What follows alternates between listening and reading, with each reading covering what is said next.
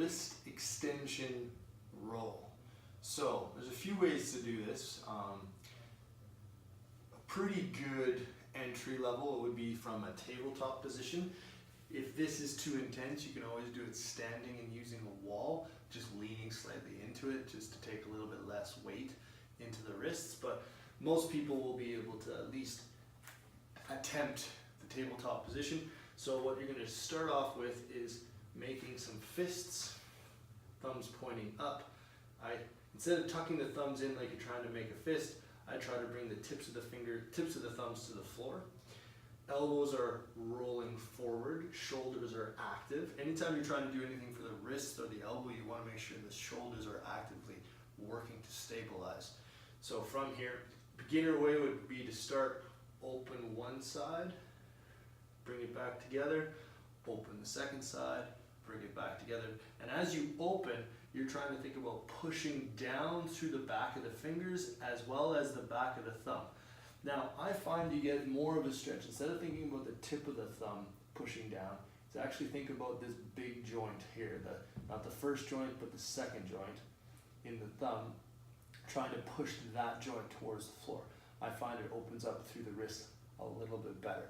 But again, go for what feels right for your wrist. So from that slight fist position, open up, really try to get the back of the hand pressing down into the floor, and then second side, bringing it together. So the easiest variation would be open one, close it, open the other one, close it. Second progression would be to open one, open the other, close the first, close the second, and then do the opposite way the next time.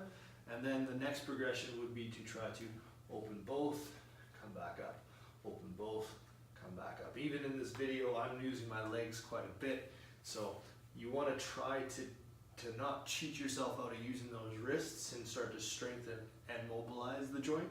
So try not to be shifting your shoulders forward and back.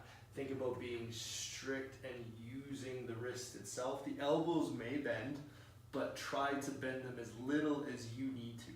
So as you bring it back together and open it up, try to keep those elbows as straight as you can manage. Again, no pain, just simply discomfort and a little strain into that tissue. Now this, because of the nature of the way that the wrist works, is there's a lot of connective tissue here and there's not as much muscle tissue in comparison to connective tissue.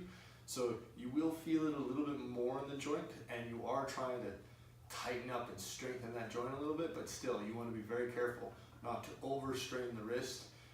Never go towards that pain, always feeling the discomfort and dialing it back if you start to feel any pain begin to form. All right, once you're finished, gently roll out the wrist. Don't go right into shaking the wrist out. Just in case you did take it a little bit farther than you should have, you want to gently probe into there so you know whether or not you can keep going.